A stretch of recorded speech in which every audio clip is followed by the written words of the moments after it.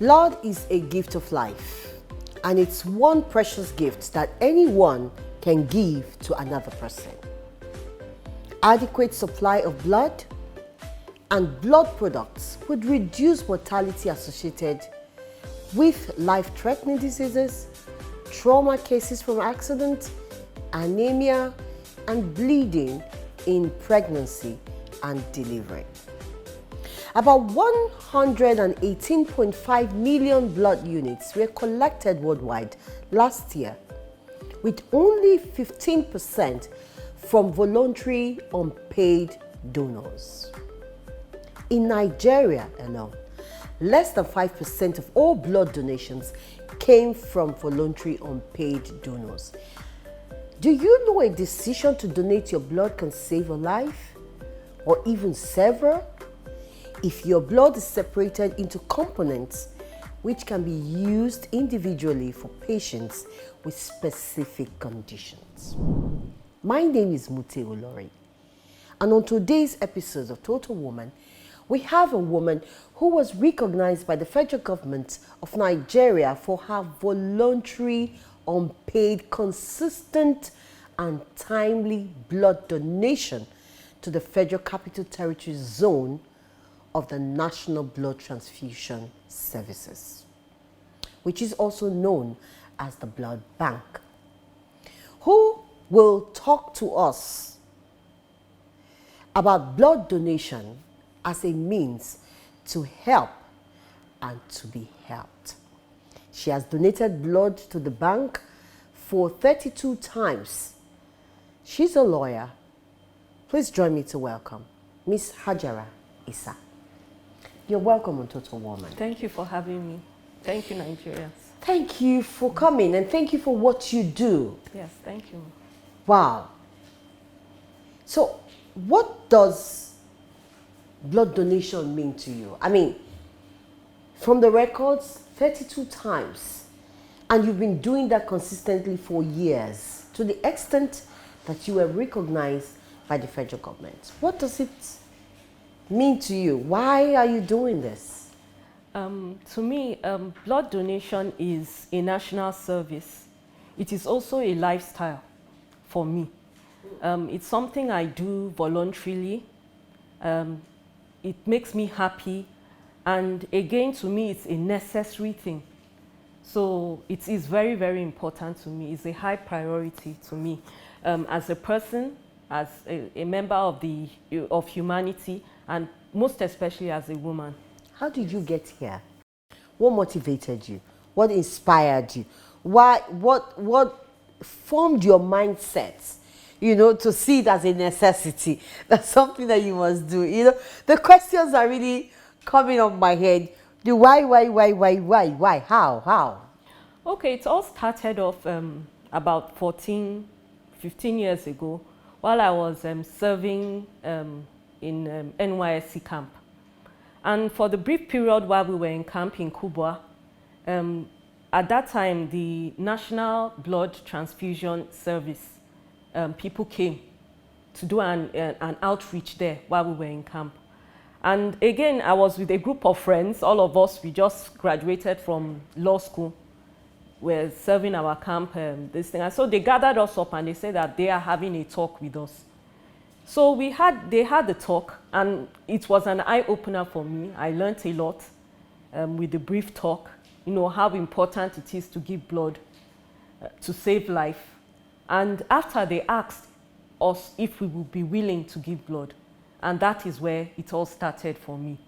So I was one of the few who gave blood. And then after I was also lucky, after my camp, I served here, and then it continued over the years giving blood to the National Blood Transfusion Service here in Abuja. So that is practically how I started. And my awareness of the importance of how vital blood is, or voluntary blood donation is, actually, it wasn't just in one instance. Over the years, it was a learning process for me. And, learning and understanding how vital it is. And then it became a habit and a lifestyle It's something I'm eager to do. And even with that, over the years, the outreach program of what the National Blood Transfusion Service has been doing has been extending. They go to churches, they go, and it became, you know, just something that I do willingly and happily to save lives.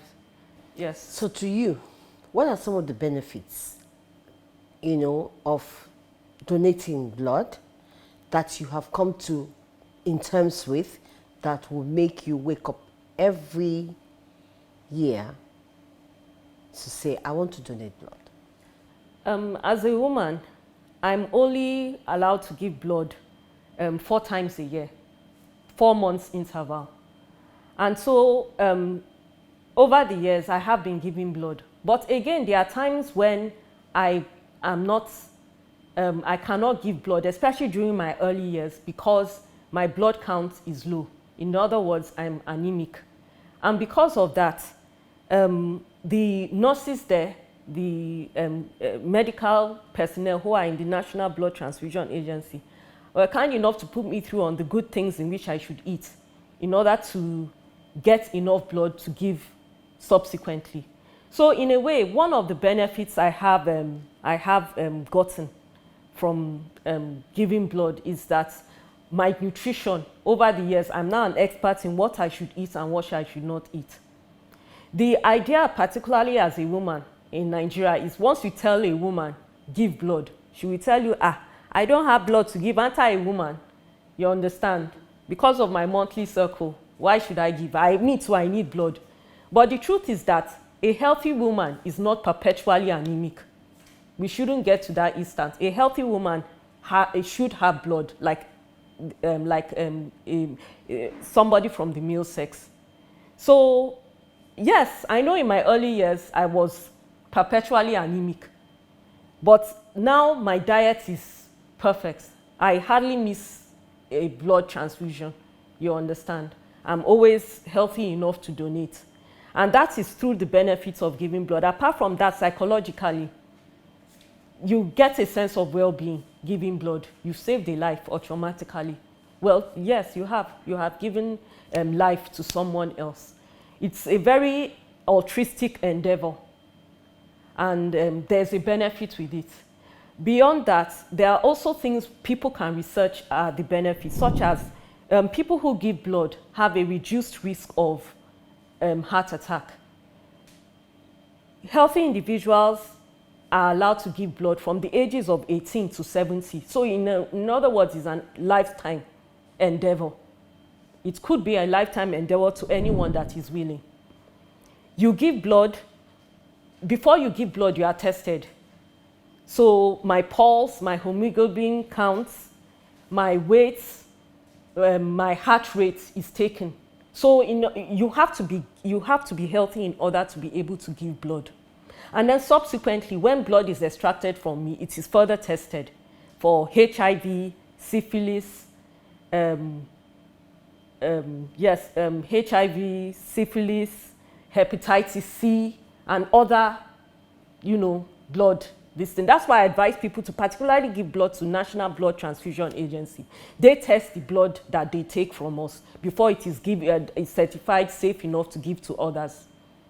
So you can see the whole process. You have to be healthy enough to give, and your blood is then tested to be healthy enough to give to another human being. So generally, it also certifies that I'm a very healthy person. My weight is in check. My heart rate is in check. I don't have any underlying condition like anemia or irregular heartbeat. So anytime I give blood, that is tested in order to certify. And if I do not meet any of the parameters, I will not be allowed to give blood.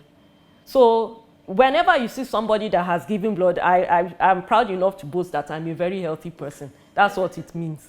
So, and there are other benefits like cancer. It reduces your cancer risks, heart attacks, your probability of getting heart attacks, and also liver damage. You understand? It keeps your iron level in your blood in check. Now, you've listed so many benefits. Yes. From health benefits to mental benefits to nutritional benefits. I mean, you were taught on what to eat, how to eat healthy so that you can boost your immune system and then get sufficient blood to be able to give out. Yes. But there are a lot of fears that people have, and which is one of them we mentioned, being anemic, because they'll feel like, oh, if I give blood, I'm reduced blood, I won't have blood. But you mentioned that you had those health issues. Yes. Can you enumerate some of the health issues you had at the beginning before you were educated on what to do? Because a lot of people do fear about that. Yes, the issue, most fears are founded on myths and misinformation. That's where a large proportion of these fears are, and apprehension. Fears like? Yes, and particularly as a woman, from a perspective of a woman, is the idea that you never have enough. You know, because every month, 4 or 5 days, you're shedding blood. The truth is, the truth is, yes, you are allowed to, you shed blood, all right, and then you recapitulate that blood, and you understand. But if you are a woman and consistently you are being told that you are anemic, then there's a problem. You are not eating right, and you can fix that problem with eating a healthy, balanced diet. Simple. It's as simple as that. It's not impossible. It is as simple as that. And it is the same standard that is given to male donors too. If a man is deemed unhealthy or has a low blood, he will not be allowed to give blood. He will be told to go and eat right and then come back after a certain time. Then they will check again. You understand? In my early years, one of the basic problem I had is that when I came to come around to give blood, I was told that I was anemic. My hemoglobin counts, as I told you, prior to giving blood, you are checked. They prick you, they put it in the blood sample into a machine, and within seconds, it's out, it reads. So if you do not meet the maximum, the perimeters, the minimum perimeters that are set, you'll be told to go home. You understand? Ethics and guidelines say that I'm not healthy enough to give blood. And then if you are not even a healthy weight, like if you, generally for both men and women, if you are below 50 kg, you cannot give blood, whether you are 18 and above. But if you are below 50, you cannot give blood. So those things, those fears you're saying are basically just myths. And then most fears that people have, what would they do with the blood? What would this? Disabuse your minds for that. I want to encourage both men and women, particularly women, because we are in Africa here where there is a high rate of mortality, yes, mother-child mortality, and then accidents, and then people even dealing with cancer. People are dying daily with kidney problems, dialysis are dying because they need blood. There's a lot of diseases. Many, actually. yes.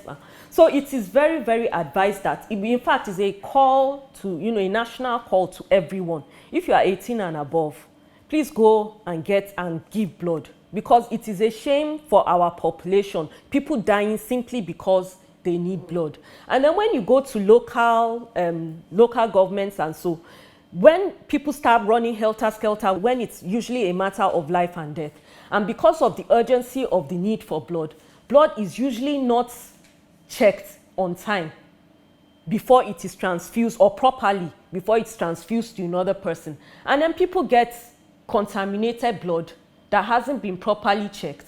And then a disease, even though you think you have saved a life, you may have compounded a problem like HIV, you understand, or getting a venereal disease like syphilis, just because the blood was not checked on time and somebody was at the point of death. So in order to avoid these things, all the myths, in fact, just go to National Blood Transfusion Service. We have them in most states. In Abuja here, it is in Wuse, Zone 3, Abidjan Street, number 39. You can go there. You have professionals who are trained and licensed to extract blood from you and give you guidance and counseling. And, and again, it even gives you a free HIV test and solves a lot of problems for you. And you find out that most of these fears are just, they don't sell blood. Yes. Again, another hesitancy. Yes, they think that they're selling my blood somewhere. Exactly. Maybe they're not using it for what they really Exactly. asked for. But most especially, the truth is that national blood if you give blood through National Blood Transfusion Agency, they do not sell your blood. They work with hospitals around Nigeria, so that whenever there is an urgent need of blood, they test blood and store. Is a bank, is a blood bank, as you said earlier. It is a blood bank, a national blood bank. So if anyone needs blood, you go there with your family or member, and there are perimeters there that you meet, and they give you the blood immediately. The problem is that we have to have enough blood already. We will come back Yes. from a break, and then we'll talk about what we need to have in place so that you'll be able to be certified as worthy enough to give blood. Yes. Now, have you ever been in a situation where someone needed blood? You were tested and everyone was tested and it did not fit? Or you really needed and finally you were able to get? Someone donated that blood. My guest, Hajara Issa, has been a blood donor for a long time, and we've been talking about the advantages of donating blood. Don't go away. I'll be right back after the break.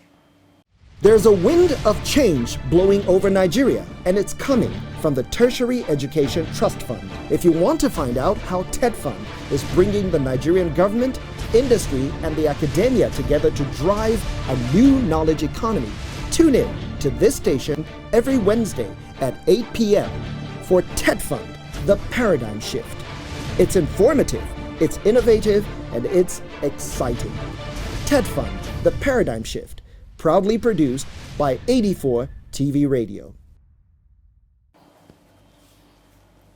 All right, welcome back.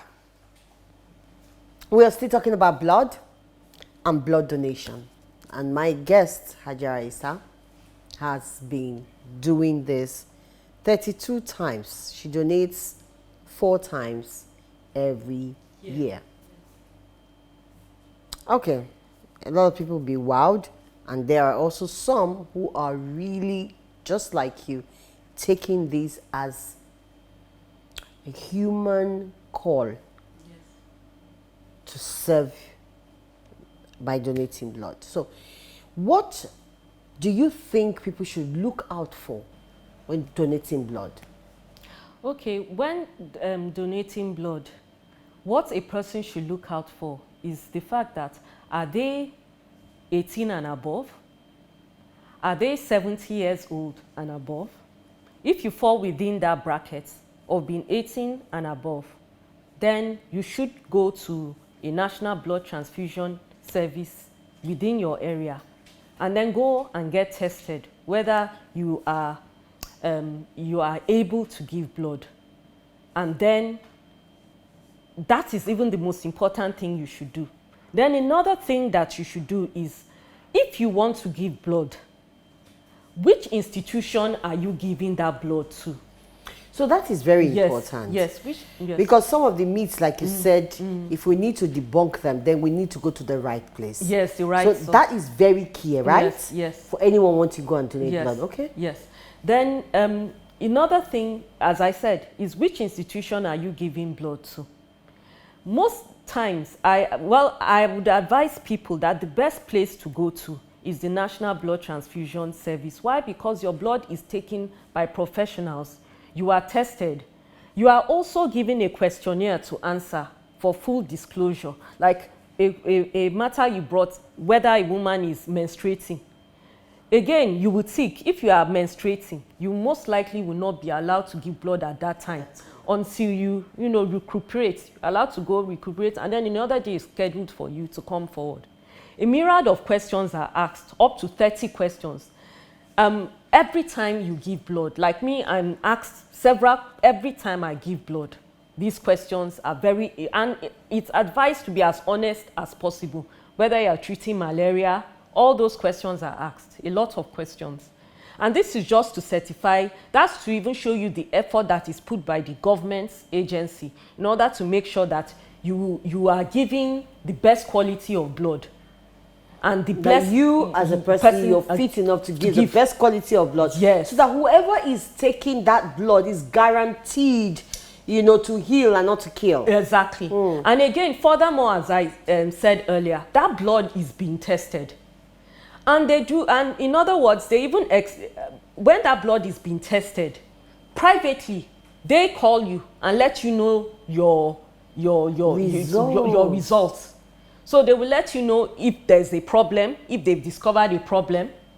Under full disclosure, and in such a case, if there's even a problem, they will even go as far as meeting with you or calling you to come in for further counseling. You understand? And that's to show the safety in which the whole process in itself is guided and, you know, regulated, and and even the donor, particularly the donor, is held with great priority, as well as the patient. So it's a whole process. Like, you find out that many people in private hospitals, if you go and you donate there, in Nigeria, in private hospitals, they sell your blood for a minimum of between 15 and 25,000. So you can imagine a woman or a man at his death hours pay, and some people need up to 100 pints, some people need up to 4 pints. It is money. Can I Yes. ask a question? Maybe Yes. you're not the right person. Yes. But is it free, the blood that comes from the National Blood Bank? Is it giving out free? It is giving out free. There's just a token payment that I'm sure is usually paid, but it's basically free.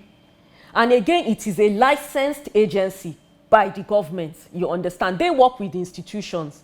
They also work with individuals, you understand. Maybe you are looking for, and somebody gives you go there and they certify where that blood is going to, the blood that they release to you. It's just, as I said, it's a bank, you understand. So they check your genotype, they check your blood group, they check everything. So there are certain kinds of people, like you said, yes, apart from being anemic, if you have any kind of disease or underlying condition, if you're less than 18, if you're more than 70, you cannot give. Now, while someone might say, oh, okay, I would like to give, but I'm anemic, so what should I do? In that case, if you are anemic, as I said, anemia is is not a major disease, but then it can be.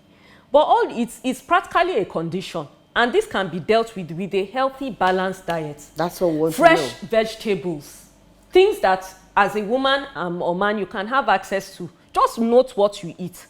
If you want to build your hemoglobin counts, it's a very easy thing. Just eat a balanced diet. Keep out alcohol, keep out sugars, unnecessary sugar, and eat fresh food. You understand? And immediately you are healthy. So you can take the carbohydrates, you can take in moderation, your protein, okay? In moderation, particularly green vegetables, things like ugu, you understand? Things like fresh ugu, fish, healthy lean protein, chicken, you understand? Eat in moderation, and you'll be able to get healthy. And another thing that also helps, which we don't really emphasize here in our part of the country, is also supplements. Taking the basic multivitamin daily, you understand, can help you to offset the anemia. Confession. And everything. Yes. Someone like me who sees everything as drugs. Yes. I will not go to supplement because I still believe that I'm going to swallow. I'm going to do this. I'm going to do that. So I'm sure you're talking to people like me. Yes. That I really don't, anything drug, whether you call it supplements, whether you call it, I've tried, but I really don't but what you're saying that is important if we need to boost our hemoglobin and a healthy blood. Yes. We must learn to take supplements. Yes. In a way, let me rephrase that. It's not necessary that you must take supplements. Okay. It's just a complement. You can get all the nutrition you need from eating good food. You understand? From eating very good food, a balanced diet. You understand? To build up your immunity. Okra, healthy home-cooked meals help. If you are somebody that is always drinking mineral and then you are eating junk food, or 99% of your food in a week, you find that it's always rice and this, rice and that, rice and the, you know, and you find out that in a way you will start missing some of the vital nutritions you need. A plate of food should have all the minerals, you know, represented there and in vitamins, food form. Yes, and vitamins, fats and oil and protein, everything. Yes. Carbohydrates in moderation. Another issue again is that here in Africa we eat a lot of carbohydrates. Carbohydrates form, But that's our the staple bulk food. is our If you're staple not food. taking yam, you're taking gari, pounded yam, semo, name it, rice, in tuwo, in amala. Yes. That is what we have. I know, but yes, it's true. It's what we have. But again, especially that carbohydrates, you should take it in moderation. Cut the portions of that carbohydrates. Eat more of the vegetable soup. You understand? The ugu, that is where the healthy nutrition is. Plus the crayfish, plus the protein and everything is there. The carbohydrate is a big class of food, and and the truth is that carbohydrate that you see, it's byproduct. It's not just carbohydrate, it's sugar actually. That carbohydrate, that rice, that pounded yam, it's actually yam. That what it means is sugar. Oh. That's the truth. Okay, so you have to keep it in moderation. I'm not saying you should stop taking sugar, but I'm saying that in fact you shouldn't emphasize so much. You should cut it to in fact minimum, like a hand, yes. And then there's a standard. They say it shouldn't be more than even your hand and hand size. Use more of the vegetables around and all that things. You understand? All right, there's still some people that will still say, I don't think I want to go through the pricking of blood. So when you're going, we've heard things like, oh, you need to take milk, you need to take all this. Is that true? You not necessarily. While you are being served, while you are being attended to, you are giving some nutrition, some snacks with, you know, to take. The whole process of giving blood is not more than 10 minutes. And then we hear, oh, I feel dizzy, I feel like fainting. Yes. Did you have all those? Yes. Initially, as I said, when I started off, but I'm used to it now. It doesn't take a lot from me. And you find out that most of that dizziness and that is, you know, occasioned by people is because maybe they are first timers, but your body gets used to it. And the truth is that, as I said, the whole process of giving blood is not more than 10 minutes. That is counting out the prior test that you have to give. And then when you are prepped, your blood is taken away from you, and then you are given time like an hour to just sit down and recoup before you go on with your work. And then another instruction is given to you after that for the next 24 hours after giving blood, you do not take alcohol, nor should you engage in strenuous activity. So you're fully counseled and informed of what to do and what not to do. Yes. But you know, in the fact that we are talking about shortage of blood, there's no blood, sometimes some bloods are there, they're not properly screened and all that. And then there are people who are fit to also give blood. And they still do not want to. What message do you have for them as we round up today? Please educate yourself. Educate yourself. You can Google everything that needs to be known about giving blood. You don't know what your blood will do. And even from that blood that you are giving, apart from it given to another person whole, it can also be broken down into platelets, water, iron, and other vital instruments from that blood. Other vital, you know, liquids can be extracted from that blood that can save a life in different other ways. So it's not just giving blood. Your blood can go far. You understand? And again, you get a lot of psychological benefits from it. You feel happier, you feel lighter, knowing that you have saved a life. I mean, what's Ajara is so passionate that she'll keep going and going and going. Let me tell you something. Blood donation does not only make the receiver's life good, but also helps the donor to maintain good and a healthy life. Thank you very much for being my guest today. Thank you very much for having me. And I want to say well done and thank you for what you're doing. And I pray that many more will join you in saving more lives. Thank you very much. Thank you. All right, that's Total Woman for this edition. Join me again next week. God bless you. Bye-bye.